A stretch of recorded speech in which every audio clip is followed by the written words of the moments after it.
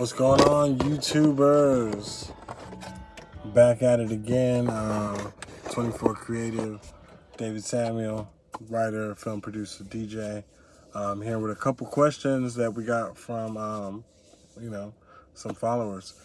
So this was a really good question right here. I'm in a band.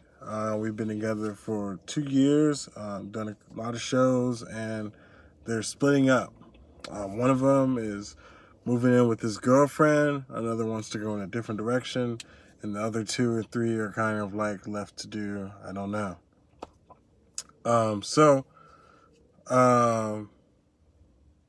Pretty much, okay, so the person emailing me this, your options are you can go solo or you can form another band. The fact that you even reached out to get this question answered kind of shows that you might care about it a lot. You have a little bit of initiative to figure out, to seek some counseling about this. So that's a good step to be in. And he kind of lets me know that you'd probably seek counsel in any situation that you might get in, which is a good skill to have. So I think that would qualify you to pretty much be able to form a band. And you have experience now with the bands you have, and it happens, and the thing is I'm, to put it bluntly, like, the band experience, unless you're in a band that's been together for years and has had success and tours and, that's all of your guys' way of life. Outside of those few that are like internationally known or nationally known even, the band thing is kind of it's a path that goes, to and fro, a lot of people go from band to band, and the first band that you're in is always going to be the most memorable, because usually you're younger. For me and my group, we were like 18, 19, and there was 4 of us, and we were going up and down Cali. Everything was fresh. People were bringing us out to their city. We were bringing people out to LA and the Bay. Got on a couple tours.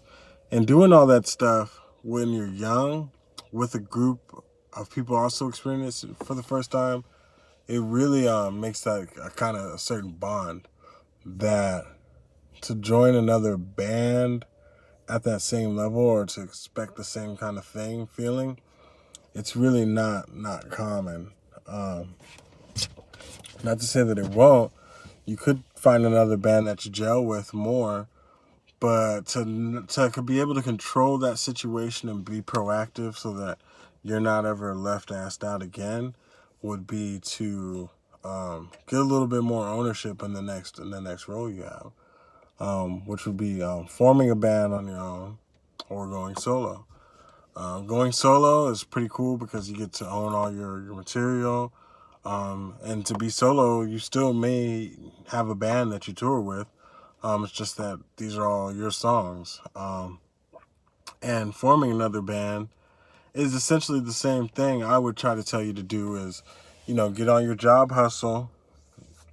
I'm always going to be telling the artists that mess with me to get on your income game, because it's going to make you be able to put stuff at a different level than just trying to like milk your art for it, Always look for good income opportunities, but forming your own band like that and getting a band that's pretty much employed by you, you're gonna be able to replace people a lot easier if things come up, and you're gonna just have like an overall better sense of direction for the entirety of the project. Somebody like Frank Zappa, he was really good about having an independent hustler mindset to the music business. His bands had rehearsals, they had things they were showing up for, and they were paid like a weekly, rate. So it was really their job to hit all the notes right how he wanted, and he was essentially a conductor, but he was also a performer in the band too. And I think people that that don't like being shafted to the laws of nature and life, that's how you can set yourself up, because you could join another band, but who's to say it doesn't happen again, and somebody gets married or settles down, or they need to get that corporate job because their girlfriend's kind of pressuring them to buy a house, a lot of real life shit going on, it's hard to keep up the bohemian lifestyle if you're not in a circle or a family or people that value what you're doing, some people think that the arts is kind of a waste of time, unfortunately. But hopefully you guys kind of see that there is like an intelligence behind it, and there's a science to interacting with that intelligence, which I'm kind of trying to put forward.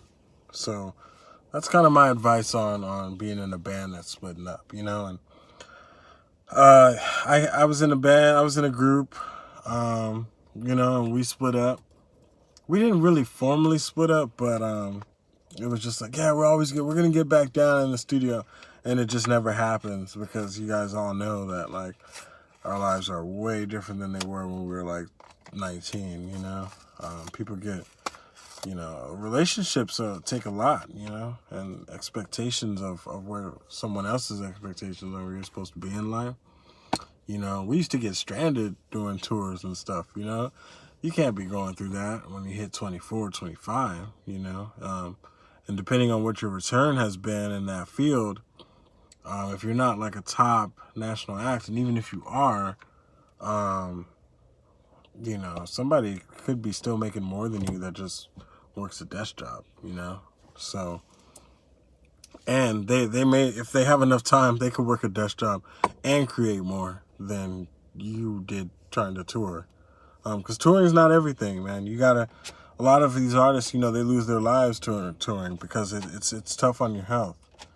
And, you gotta really be a jet setter kind of person through and through, to really survive it and to do it in a profitable way.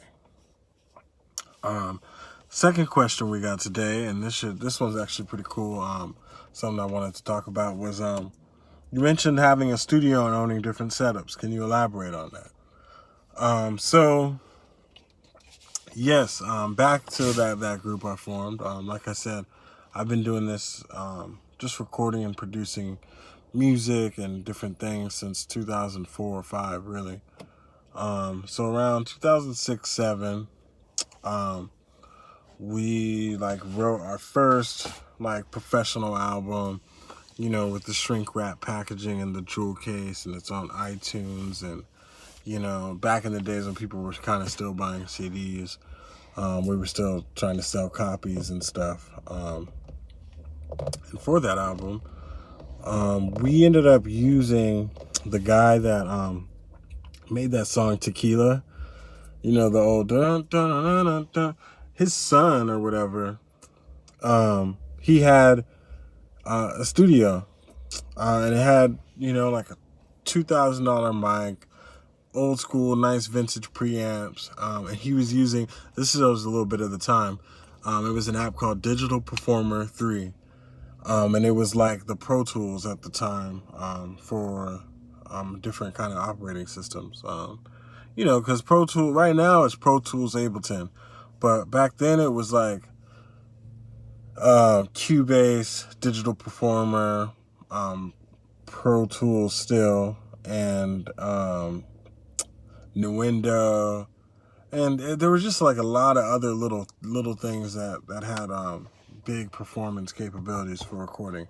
Anyway, we recorded that album over there, and it cost us like $800 in studio sessions over the course of 2 months. So, I mean, it was like $200 a week or something.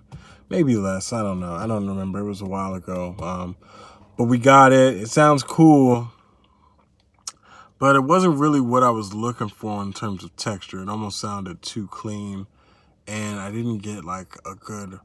The way that he mixed it didn't give me a good rap sound to it. So...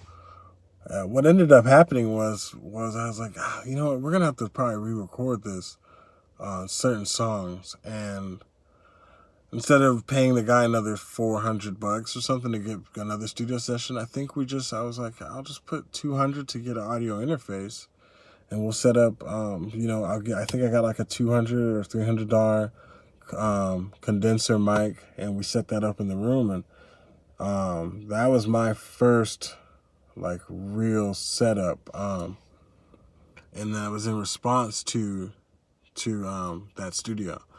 And then I started learning about effects and putting a compressor and EQing that just made it sit a little bit better in the mix, that I was able to get more things that I was happy with. So it was really out of necessity, my first setup.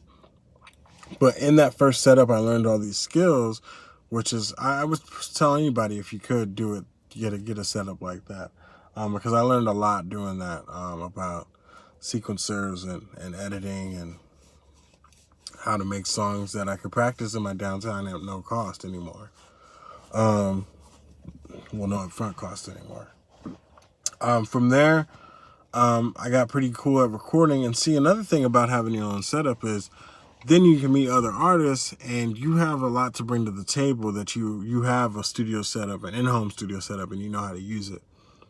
So then more people are going to be down to collab with you. Bass players, singers, other songwriters. You can record people for like $20 if you want, and it just opened up to meeting a lot of people. So we had that set up in my room. I moved different houses, and I still kept the setup. And it came to a head at this place I was living in downtown San Jose, and we had our closet as the booth. We were getting really good recordings at this point. I'll have to show you guys some of the beat making videos from back then. But we were knocking it out, and we were constantly busy. We had a reggae hip hop group that was touring, that was recording with us. I was recording with a guy that was signed to a label. My other buddy, we were doing stuff with the radio, and three of us were working out of this bedroom studio at my house. And it just got to the point where they stopped. They were like, man, we're tired of having to depend on your schedule to record. And all of us learned how to operate the console, that I think we can get a spot outside, like a commercial spot now. And that was our first studio, Shout out Malcolm Lee, shout out Self Destruct from Freefall Crew. And shout out Gambit, got to give a shout out to Gambit. Us four were the ones that put the deposit on the first little studio we had, and we built our booth. And once we had that thing, it was 24-hour access. We could be in there late. We were down the hall from a really established artist, Ray Resurrection. Shout out Ray Res. He showed us a lot. He actually hooked us up with the commercial spot to get that. And so from there, pretty much, I was recording stuff for the radio. I was recording albums. I was recording my own. Having that studio just opened up a lot of options. And it really wasn't much. It was just audio interface, a good microphone, and a preamp. Those three things is all you, and the knowledge of how to mix and record inputs properly. That's all you need, man. To be able to turn over some good product to clients, And that'll also give you so much experience of networking, and different people were coming to that studio all the time that I'm still friends with today, Really, really good time. Probably would have kept it going if I wouldn't have moved. I moved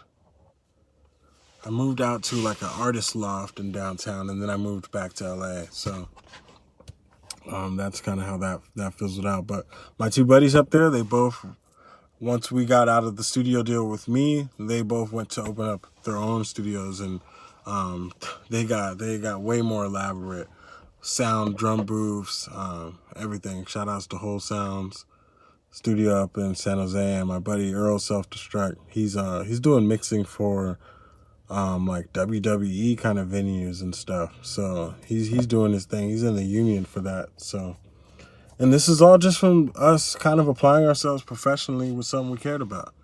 But anyway, this video is getting a little long. Like, subscribe.